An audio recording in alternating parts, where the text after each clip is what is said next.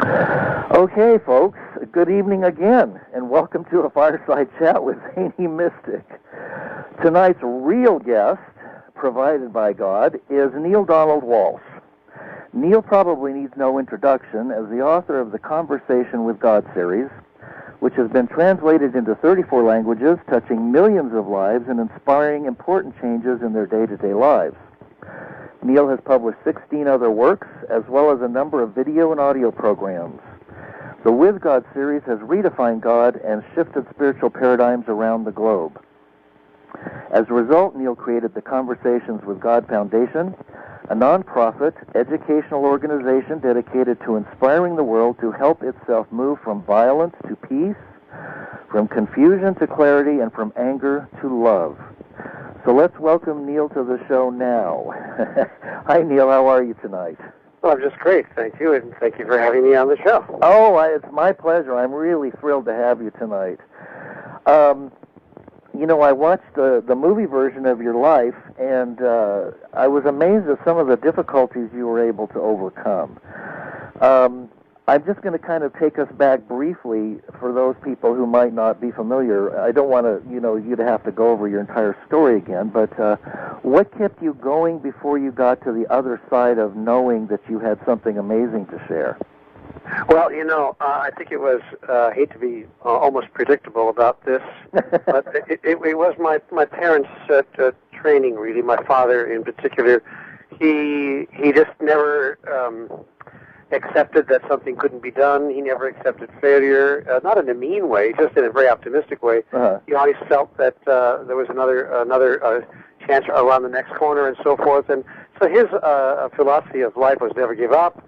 You can pull yourself up by your own bootstraps. You can do anything you want if you try. And I think those were the messages when I was in my deepest, darkest hour, before I really had my conversation with God, that I was relying on, that got me through those first weeks and months. And then, of course, as the movie showed, I wound up having a very spiritual experience, which took me the rest of the way home, for sure. Definitely. Would you like to talk a little bit about that? Whatever you want to talk about tonight is where we'll go.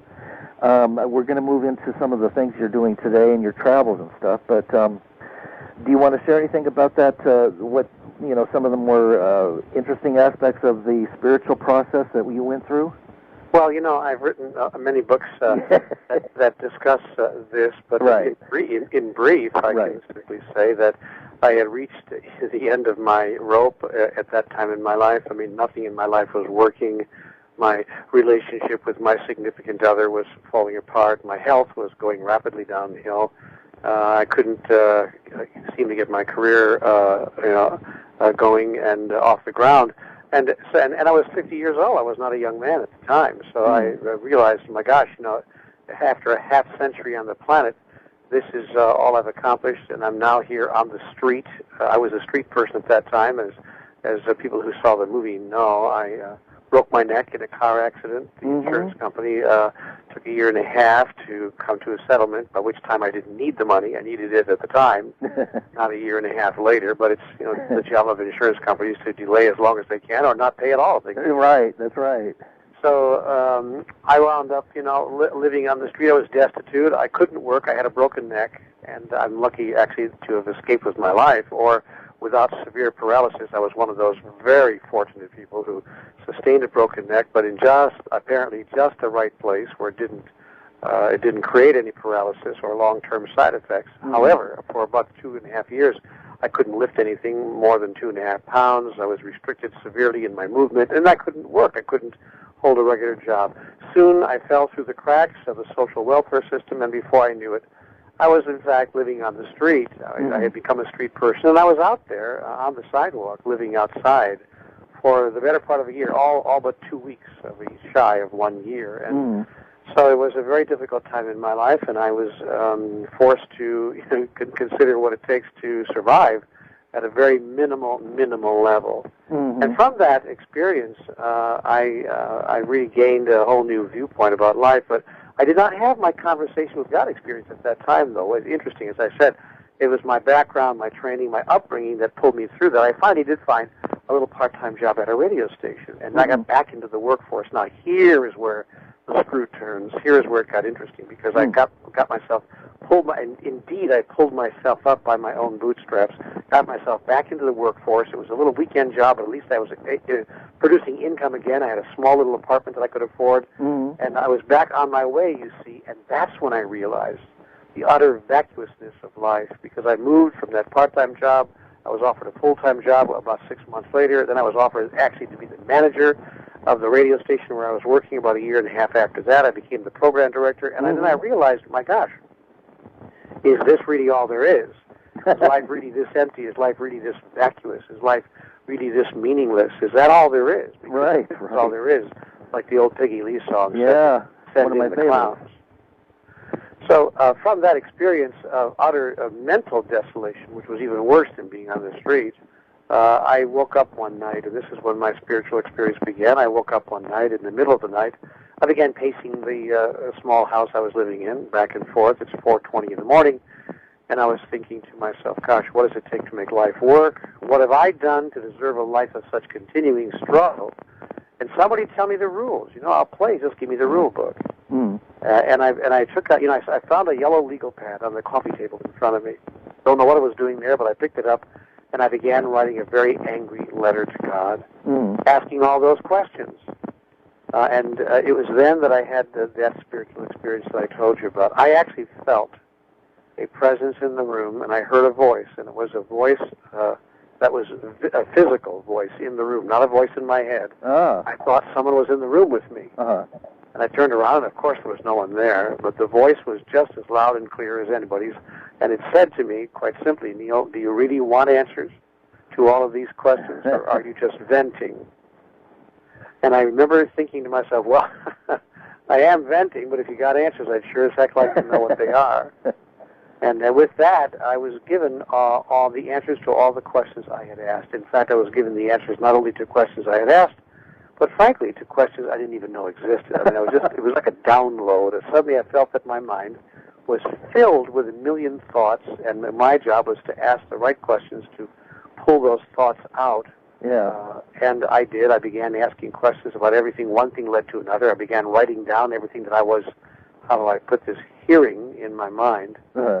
And with that, I had many, many pages, 40 or perhaps 50 pages of handwritten back and forth questions and answers, dialogue, if you please. Right. When the morning came, 8:20 in the morning, it was a Saturday morning, as I recall. I did not have to work that day, so I went back to bed because I had been up since 4:20.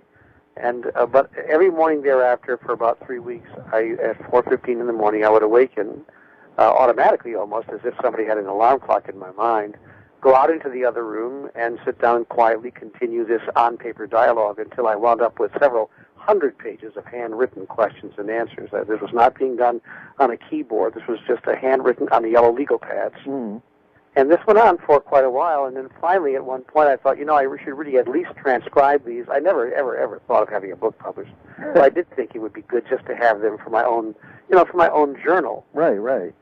So I asked a friend of mine who I knew if she would mind doing some keyboarding for me. I could give her just a few dollars. I didn't have a lot of money, but I'd pay her a little bit if she wouldn't mind doing it, and she said she would.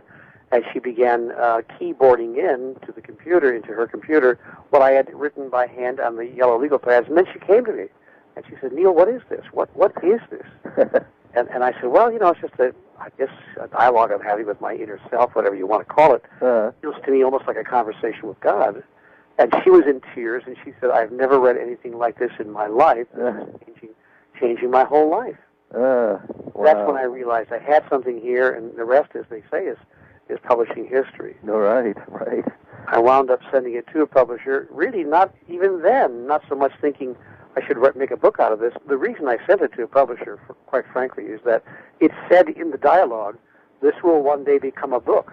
And it was the only thing that was measurable. Everything else in that dialogue was, conceptual in nature, theoretical, if you please. Could be right, could be wrong, who knows. But here was something that was actually factual. This will one day become a book. I could measure that outcome. So I sent it to a publisher, frankly, to dare the universe to see, well, if this is true, we'll see what happens. Well, in fact, it did wind up being published. It wound up being on the New York Times bestseller list for 2.5 years, 137 weeks straight. It wound up getting translated into 37 languages. Wow. 8 books followed, 6 of which made the New York Times bestseller list. Wow. So, and I'm not bragging about that. I truly am not. I'm just noticing that when God gives you a piece of information, you probably should listen. You should listen, exactly. That's the long and the short of it. That's the story, and it goes on to this very day, and I'm happy to say that it has come to the attention of now many people around the world. They estimate that probably over 7.5 million people have read these books. Oh, yeah. As I said, in 37 languages all over the world, and I'm very, very grateful and very humbled by that, and I'm very pleased that if anything that has happened here has benefited even one other person, that has made really this whole adventure worthwhile. There's one book that you have published that I have not read, and a friend of mine told me to ask you about that, and that's the one that's called Home with God. She said that it talks about what happens when we cross over, when we return home. Can you tell us about that book? Yes, it's the last book. Okay. In the Conversations with God series, so you may not have caught up with it yet. It's the final book in the series. It's a 9-book series, and that is the end of the dialogue. And appropriately, it ends with the ending of our physical life, and it talks, in fact, about our transition, if you please, what the book calls your continuation day. Right. And it discusses what happens at the moment of our death. It discusses the eternal journey of the soul, the reason that journey is undertaken, what happens along that path, both in the physical and in the non-physical parts of it. And it just discusses the whole cosmology of life in those terms. It's a very exciting book to read. It's, I think, spiritually revolutionary and revelatory, both. And it has brought great comfort to both people who are in the final stages of their life, as well as family members of those who are. The book has become extremely popular with hospices and caregivers of those who are terminally ill, as well as others who are not terminally ill, but simply have a great desire to learn more about the possibilities of what might occur at the moment that we leave our physical bodies. So it's a wonderful book. The book is called Home with God in a Life That Never Ends. So that's one I definitely want to catch up on. I've had a few guests on, like Daniel Brinkley and Dr. Moody and such that have had some pretty startling, well, Moody hasn't, but Daniel had some pretty startling near-death experiences. And it seems that, that as a society we're really in a lot of denial about a lot of things, including death, spirit, and so on. It's almost like we throw bones over our shoulders, and then, right at the end, we're kind of like, well, now what? And books like the ones that you offered open up so many doors for us to awaken to the idea that we're eternal spirits, that we don't die, and we're having a human experience. Yes, and the central question, of course, then, is what is this experience about? If we, in fact, are on a lifelong, or if you please, an eternal journey of the soul, if that's truly what's happening, and I believe that it is, then we have to necessarily ask, well, then what does this particular limited life from birth to death in this physical form, what does it mean? What's it for? What's its purpose? How does that fit into the overall eternal scheme of things? And are we living our lives in a way that causes us to make some sense of that, or are we simply ignoring the largest part of that? And then, as you say, at the moment of our death, now what? Because we realize that, in fact, we've wasted this particular incarnation by and large, because we have not really paid attention to the genuine purpose of the soul. So I think any thinking person who has any idea at all about these things would have to stop and ask themselves, what am I doing here? Who am I? What is my real identity? What is the purpose of my journey here? And how can I fulfill that purpose in the days and times of my life? Absolutely. And, of course, along with that, we have to struggle with how much of my so-called, quote-unquote, regular life, going bowling on Friday nights and watching television on Saturday evening, whatever, going out to the movies, raising children, having families and so forth, the so-called regular lives that we live, going to work, seeking to make a success of our of our physical life. How much of that, if any, do I have to give up? How much of that do I have to alter and change? It's nothing more than Arjuna's, eternal question to Lord Krishna in the Bhagavad Gita. Is it appropriate for me to battle on the inside of myself what is called in the Islamic tradition jihad, the internal battle, not an external battle, the internal battle between the spiritual journey, the spiritual self, between the spiritual agenda, if you please, and the agenda of the body, which is in many cases quite different from our spiritual agenda. So there's always this tension between what we're doing in the physical, on the physical plane. As I said, get the guy, get the girl, get the car, get the job, get the house, get the kids, get the grandkids, get the promotion, get the office in the corner, get the retirement watch, get the gray hair, and get the heck out. To what do you attribute I see it as a descent or a preoccupation with materialism. It seems that people have pretty much turned towards superficiality to entertain them and so on and so forth. And well, they have, because they have no other explanation that makes sense. Yeah. For the life they're living, that is correct. So rather than have nothing at all, rather than have no reason at all, they turn to physical things, and just as you say, because it's better than nothing. Otherwise, we have no reason at all to live our lives. That's right. Just wandering around, babbling to themselves. Yeah, just right. Imagining themselves to be nothing more than biological incidents or biological accidents, if you please, having no rhyme or reason, no purpose larger than getting through the moment, getting through the day. Not much different from an ant or any other kind of insect or biological being. I mean, the mind begs to know. Wait a minute. There must be something more going on here. Give me something. Give me anything, even if it's baubles, bangles, and beads. Yeah.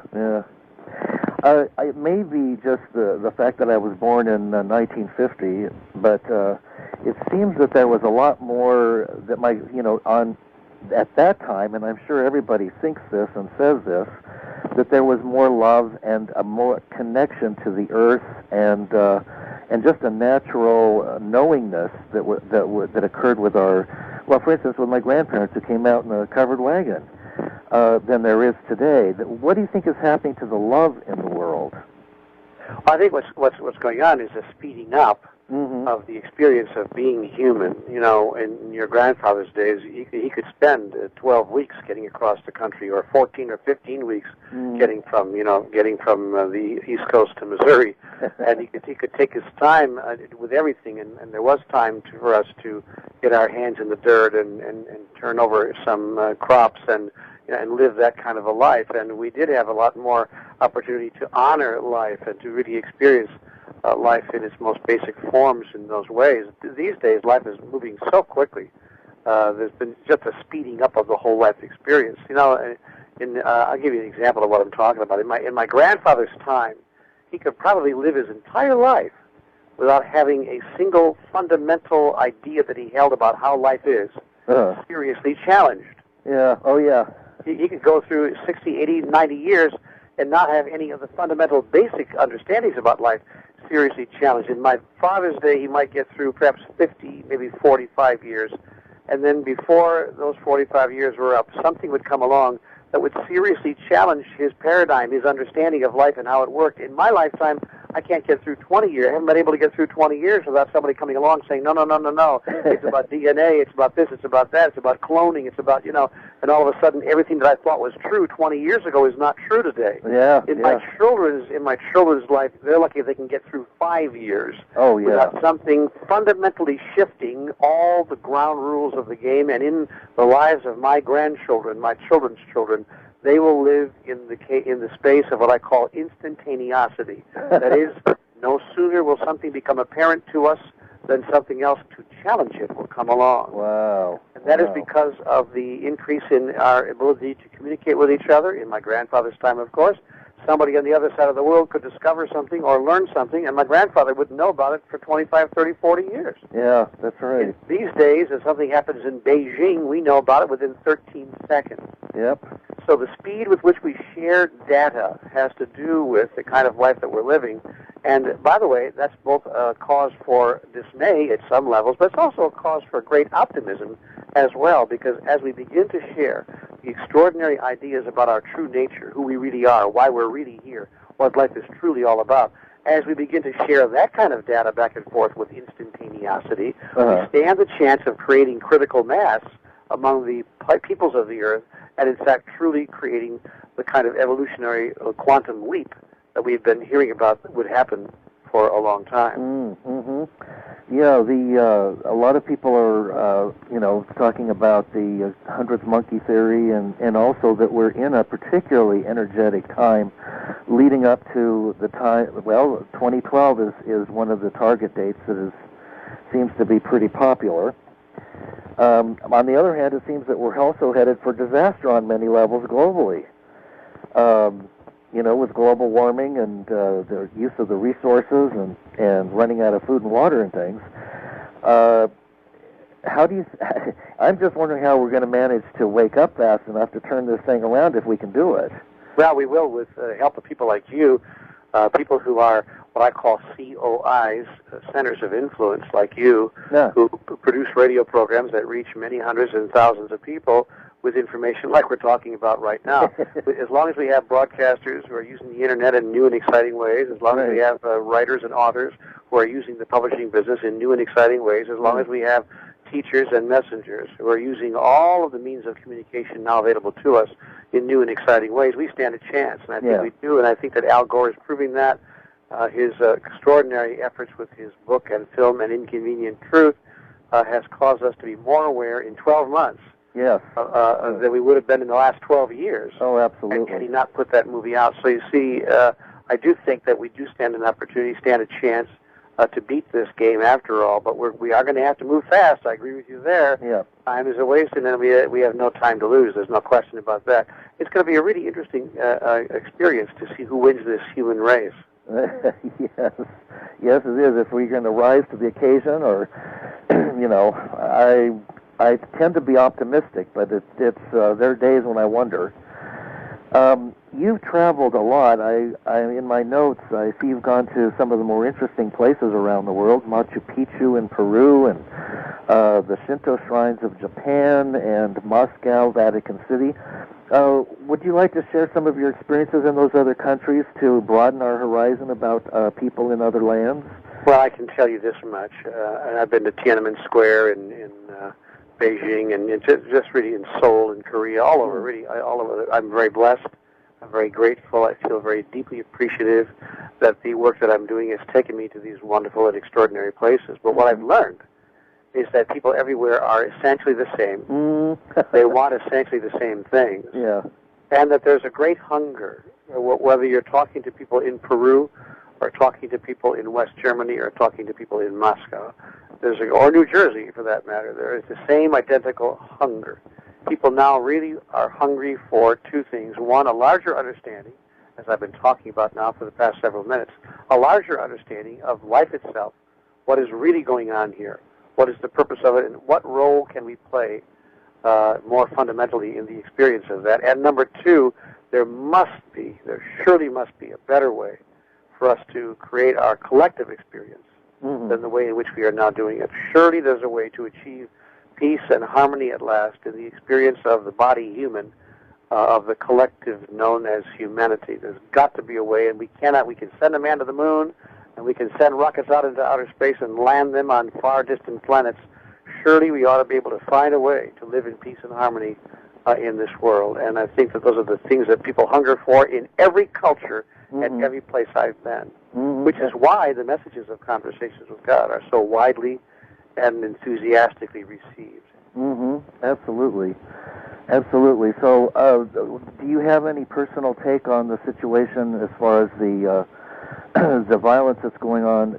Let's just say it, in Iraq and some of the other countries right now. It seems like these are parts of an old system that just has never worked and never will work. I agree with you, and what we have to do is change our cultural story. Yes. That is the point of my latest book, Happier Than God, which has just been published about 6 weeks ago. Oh, wonderful. And if people want to know more about that book, by the way, and how they can join in the movement that's building up around that document, they can do that by going to my website, which is ndwhome.com. It's like kind of a shorthand website to get people to my home page. NDW, of course, stands for Neale Donald Walsch. So they just type in ndwhome, HOME.com, and that'll drive them right to my home page, and they can learn more about that wonderful new book, Happier Than God, and find answers to the question you've just asked. Wonderful. Which is, of course, what is the antidote to all this conflict, to all this violence, to this killing, to this anger that we see around the world, and to the ways in which we interact with each other that cause us to create such dismal situations and circumstances, such as the ones that you cite, not only in Iraq, but in other places around the world as well. Oh, yeah. There must be a way, and the way to do it, as the book clearly points out, and we can do this both in our personal life as well as in our collective experience, is to change our cultural story around the central principle of life that is at the core of humanity's present experience, and that's the principle of separation. That is, most human beings have created a cultural story or live within a cultural story told to them by others, which is a story of separation.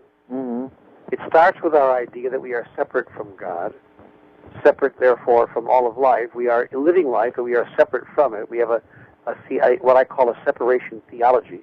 A separation theology says that I'm over here and God's over there, and never the twain shall meet, with the possible exception of at the moment of our death, if we've been good little boys and girls. Or an intermediary which you have to pay. Yes, or through some other circumstance that is clearly understood or known by us. Right. So it's all very mysterious and all very, and it's based in the thought of separation, and that separation theology produces a separation cosmology. That is a way of looking at life cosmologically that says that everything is separate from everything else. We are all part of a single system, but the disparate elements of that system are separate from each other. That separation cosmology produces a separation sociology. That is a way of socializing with each other on this planet that says, I'm over here and you're over there. My interests are not your interests are not mine. We are separate from each other. And that separation sociology produces, alas, a separation pathology. That is, pathological behaviors of self-destruction, which we are seeing on CNN and in the daily newspapers every day of our lives. So what it will turn that around is a shift in the first instance, a change in our original cultural story of separation from God. An idea, a new cultural story that says, what if it were true? Just what if it were true that God and we are not separated at all, but that in fact human beings are the individuated manifestation of divinity?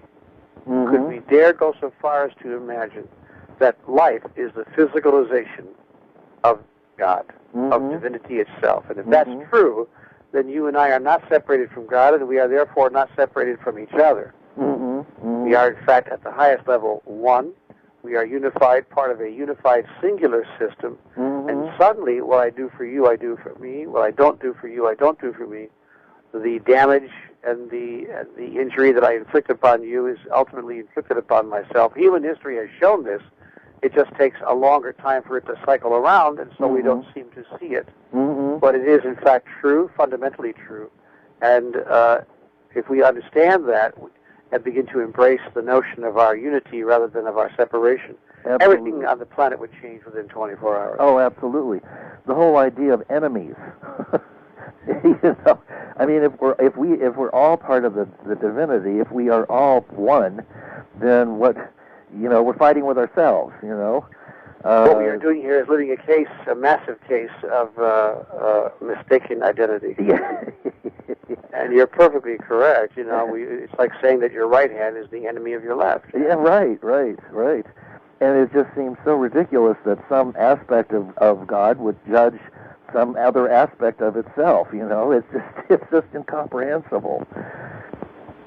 So I do see that there's a lot of judgment, and like you said, it gets down to the separation mentality. You got it down. In one of the books, I forgot which one now, that I've written, we talk about bringing an end to better, which is one of the most divisive and one of the most seductive concepts ever to be visited upon the human mind. The idea that one person, one idea, one cosmology, one religion, one political party, one point of view is somehow superior or better than another. Yet a thing cannot be superior to itself. So if we are, in fact, all one, then we simply have variations in the ways in which we express our singularity. But one way is not any better than another way. Now, you start telling people of various religions that, and immediately you're in for an argument. You're in for a parlor discussion, which is why, of course, when I was a child, I was instructed, politics and religion are not discussed at our coffee table. Because everyone understood perfectly well that people could not hold a point of view around those issues that could bring them together, ultimately.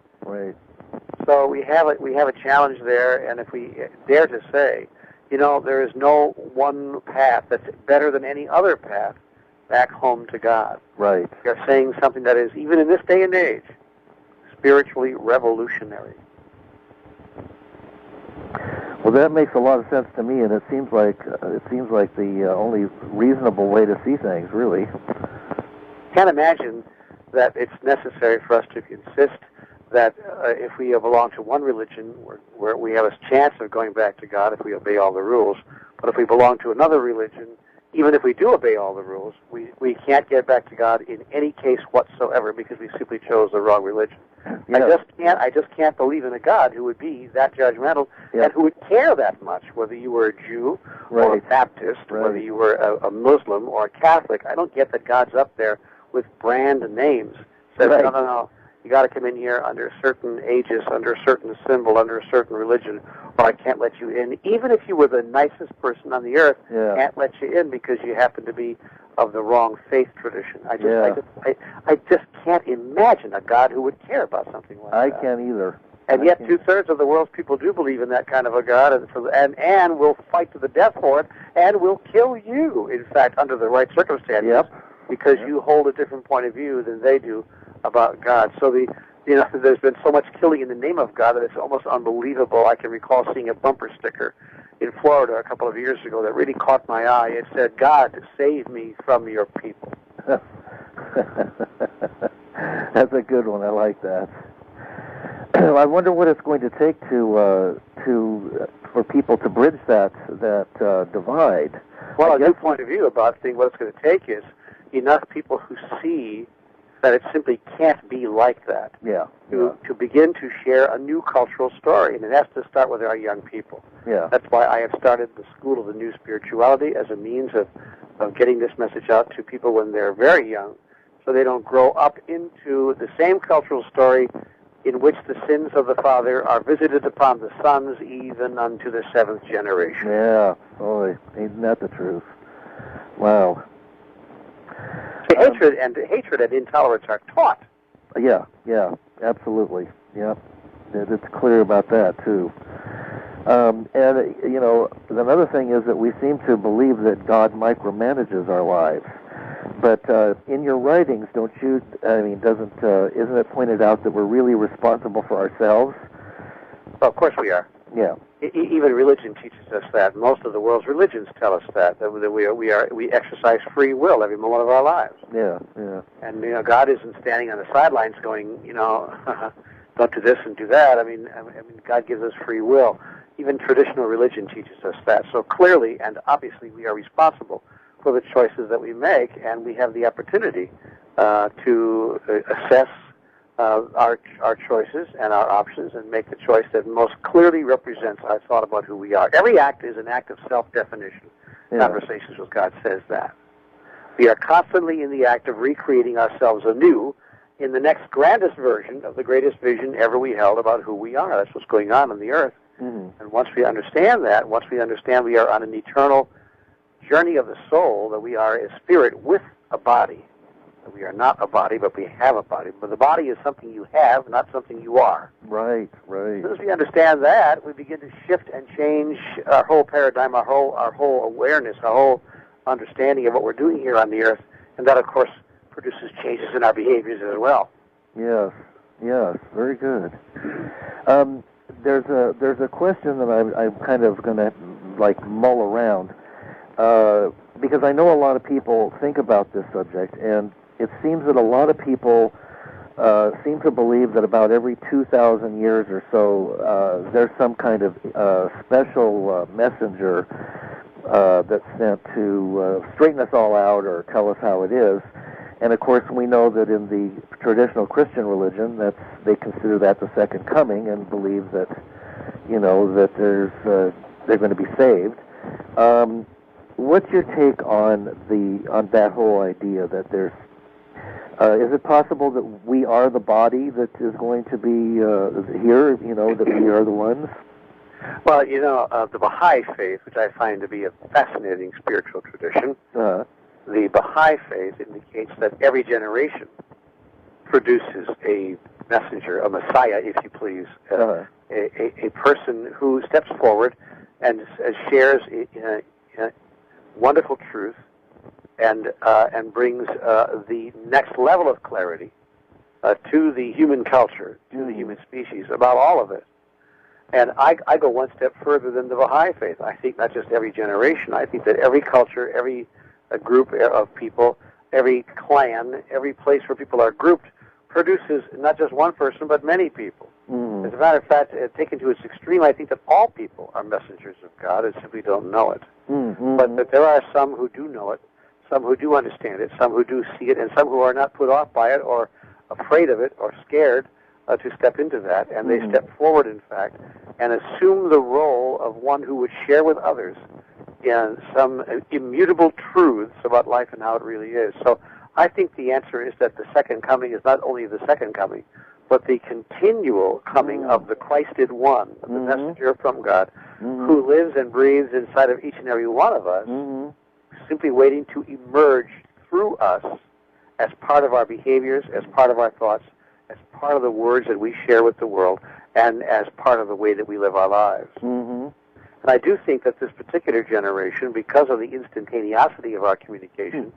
stands the greatest chance of any generation so far of duplicating that effect and creating miniature copies of, if you please, the messenger in every place, in every culture, in every city, town, and village on the earth. And I think that's happening. I think we're seeing it emerge. I think that that's why so many people are stepping forward into that profile. And if you look even at simple things in our own culture here in the United States, how many books and magazines have you seen with the word God on the cover in the past 5 years? They're just all over the place. God's this and God's that, and conversation with God, and discovering God, and learning about God, and so on and so forth. I mean, everybody's got a book about it, and it's great. And I've never seen the word God on so many book covers in my life. Yeah. That's true. Well, it's a good thing. It is a good thing, and it's a manifestation of what I'm saying to you. Yeah. That suddenly people are just simply showing up, and they're coming out of the woodwork, if you please. Yes, and stepping into their own messengership, if I could call it that. Yes. Well, of course, you've definitely led the way on that score with, all of the work that you've done. I mean, it's an amazing body of work that has just completely is in the process of transforming the planet. Thank goodness. Do you believe in the power of prayer? Do you think that prayer affects our world? I see a lot of people. Oh my gosh, of course. Okay. Oh my gosh, yeah, absolutely. Oh my gosh, yes. Any thought that's sent out with deliberate intention behind it is a prayer, and because it's about energy. We're simply discussing here energy. Prayer is a thought. Thought is energy, and prayer that's directed with specific intent in a specific direction for a particular outcome obviously produces outcomes. I mean, people have been talking about that and the anecdotal evidence around that is so voluminous that one would be hard pressed not to notice that and not to acknowledge it. Of course, prayer is extremely effective. Yeah. If there was anything that you could change about this, our planet today, or bring to our attention, what would that be? I've discussed it already. Separation. Yes. I would change our idea that we are somehow separate from each other. Yeah.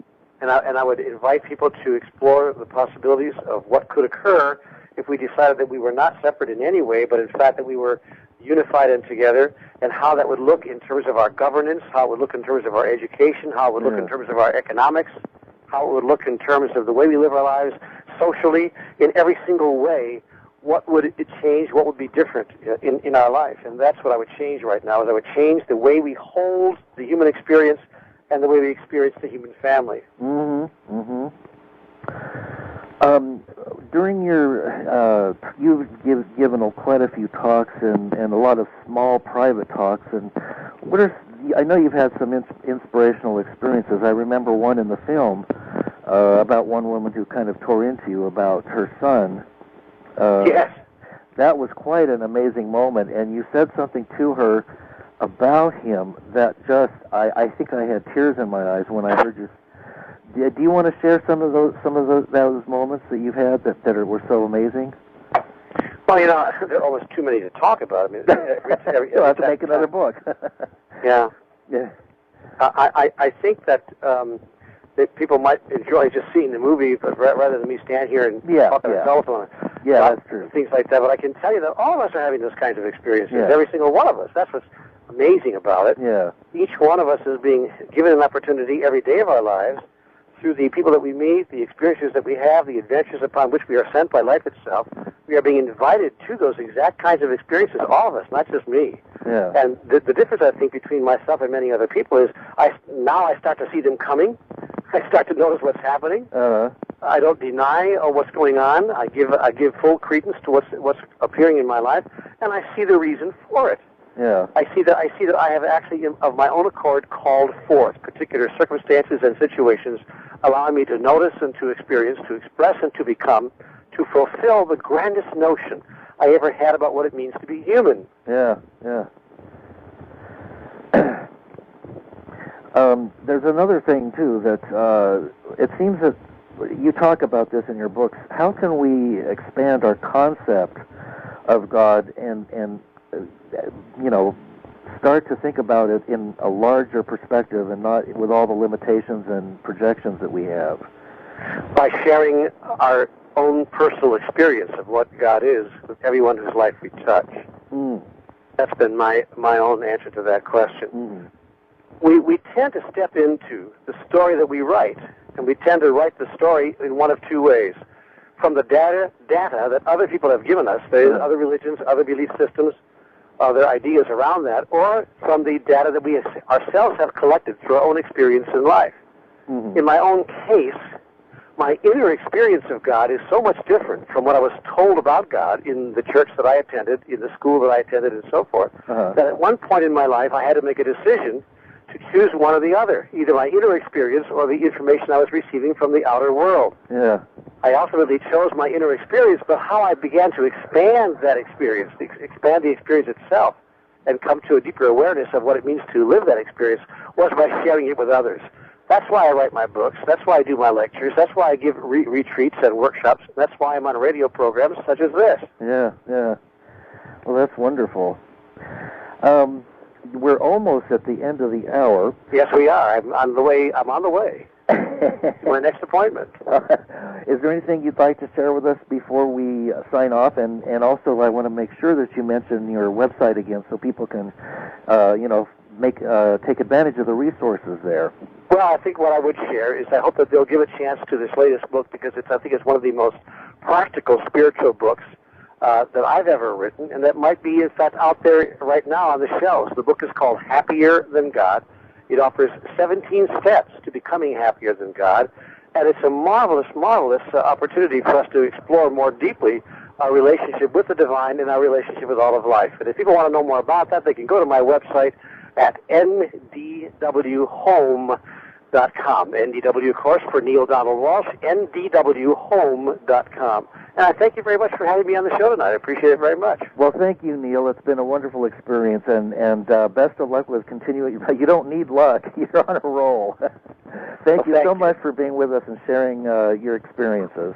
Thank you. All right, and good night, everybody. Good night, Neale. Bye. Bye.